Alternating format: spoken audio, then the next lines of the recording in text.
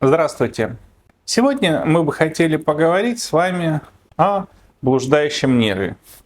Конечно, я не хочу вас опускать в глубины анатомии, физиологии, высшей нервной деятельности, иннервации. Вам это не нужно. Просто хочу рассказать, как влияет состояние блуждающего нерва на наше здоровье. Все наше тело пронизано нервами, да, все начинается с центральной нервной системы, головной и спинной мозг, и далее уже периферическая нервная система, которая до каждой клеточки организма осуществляет нервную регуляцию. Вот как раз существуют отдельные нервы, которые имеют свои специфические области и, соответственно, отвечают за определенные функции. Я бы хотел поговорить о кашле. Мы живем в северной стране. Кто забыл, что 70% территории Российской Федерации покрыто снегами 10 месяцев в году, поэтому очень частые бронхолегочные заболевания. У людей формируется, скажем так, дыхательная недостаточность на фоне недолеченного гриппа, бронхита, пневмонии, вовремя не диагностированной. Человеку трудно дышать, формируется одышка, гипоксия, ну и множество каких-то осложнений, которые ограничивают нашу жизнь.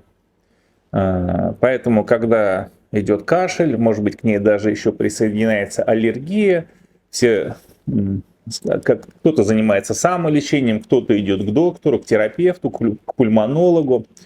И начинается, так сказать, определенный алгоритм лечения бронхолегочных заболеваний.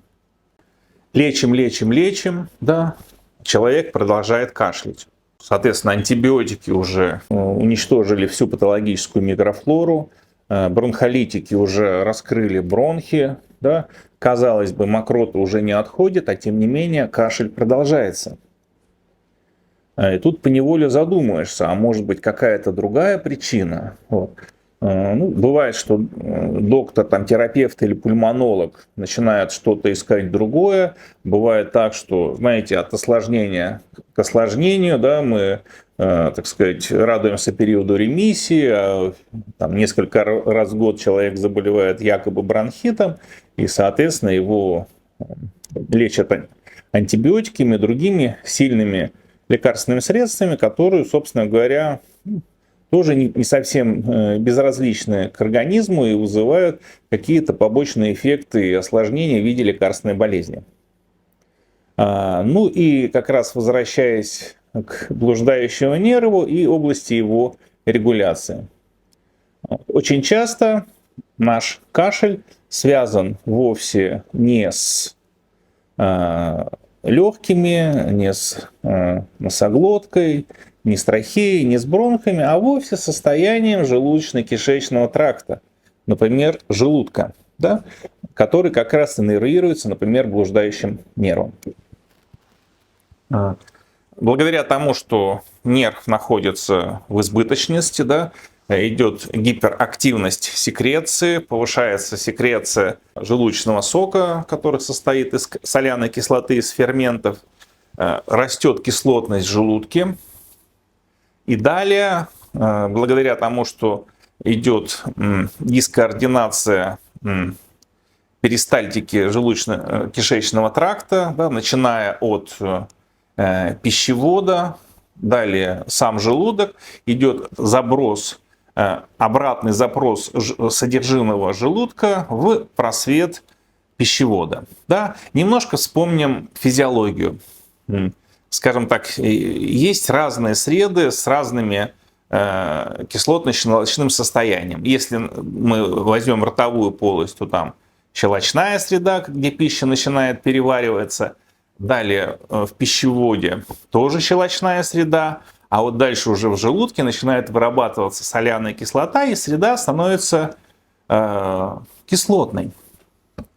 Так вот, вспоминая уроки химии, когда взаимодействуют щелочь и кислота, да, то, соответственно, идет реакция нейтрализации с выработкой тепла, образованием каких-то перцепитатов, конкрементов, и которые, соответственно, могут вызывать например, даже химические ожоги в той или иной степени. Так вот, благодаря тому, что нарушается нервная регуляция желудка и идет обратный заброс желудочного содержимого в просвет пищевода, как раз благодаря этому идет раздражение стенок пищевода, соответственно, корешков блуждающего нерва, которые иннервируют пищевод. И человек начинает кашлять. Он пытается избавиться от этого негативного состояния, да, когда идет у него в пищеводе реакция нейтрализации, но у него это не получается. Значит, что этому способствует? Желудок отделен от пищевода диафрагмой. Такое отверстие как раз, которое, например, регулируется состоянием тонуса мышц грудобрюшной диафрагмы. Грудобрюшная диафрагма – это мышца-индикатор стресса.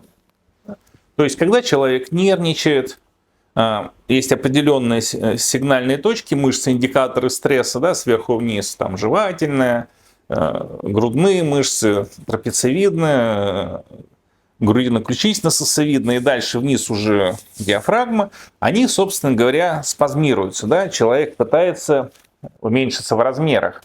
Далее стресс проходит, а спазм остается. Да? И вот как раз спазм диафрагмы, которая делит грудную и брюшную полость на две части, он способствует тому, что вот формируется заброс обратный желудочного содержимого и дуодено-гастральный рефлюкс. То есть пищевод натянут как струна, диафрагма тянет его вниз, и вот как раз этот вот замкнутый патологический механизм формирует вот эту вот цепь регургитации и последующего кашля. И что с этим делать, никто не знает. Ну, собственно говоря, если дело дойдет до гастроэнтеролога, он пытается восстановить секрецию желудочно-кишечного тракта, там, нейтрализация гиперкислотности желудки, да, антацидные средства, восстановить микрофлору кишечника с помощью пробиотиков, какие-то обволакивающие, нейтрализующие средства для слизистой желудка. Ну, это, скажем так, химические направления. Что же могут сделать остеопаты? А, собственно говоря, работать со всеми этапами вот этой вот патологической цепочки. Да? Это, ну, конечно, прежде всего работа с диафрагмой. Да? Расслабляя диафрагму, мы тем самым убираем напряжение с пищевода. Снимая напряжение с пищевода, мы убираем раздражение блуждающего нерва. А блуждающий нерв, соответственно, он уже, так как он регулирует не только пищевод, но и, например, бронхи, то прекращается бронхоспазм и кашель. То же самое можно делать непосредственно уже с самим пищеводом. Да? Методами остеопатии и биодинамики мы балансируем и саму трубку пищеводную, и окружающие ткани, мышцы и связки. Восстанавливаем кровоток, уменьшаем отек и воспаление ткани, соответственно, улучшаем нейромышечную передачу. И все это способствует, соответственно, улучшению пищеварения и уменьшению кашля. Да? Вот, казалось бы, не связанные друг с другом состояния, а как они влияют на нашу жизнь. Поэтому не бойтесь кашля, скажем так, смотрите шире на имеющиеся проблемы. Вот.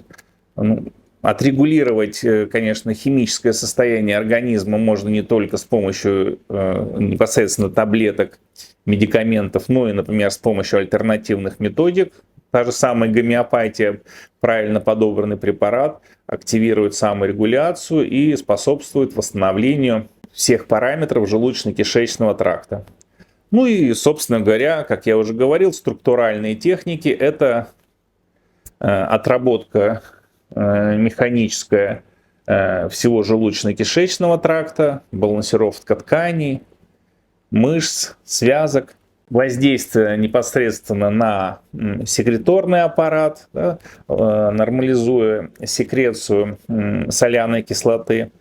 И, конечно, психоэмоциональный компонент, когда мы нервничаем, да, как мы помним, все болезни от нервов, да, кто-то нам говорил в детстве. Ну, и это тоже действительно так, да, потому что когда идет перевозбуждение центральной нервной системы, так называемая триада Силье, одним из ее компонентов как раз является поражение желудочно-кишечного тракта в виде эрозии или даже язв слизистой оболочки и желудка, и кишечника, а может быть даже и пищевода.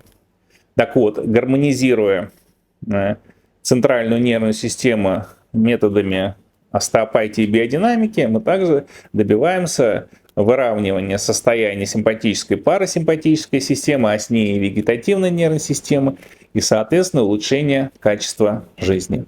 Приходите на прием, мы постараемся провести диагностику, сформировать стратегию лечения и, соответственно, получить в конце полноценный результат в виде вашего здоровья. Подписывайтесь на наш канал в социальных сетях, там мы вам расскажем еще больше информации о том, как улучшить здоровье и качество жизни.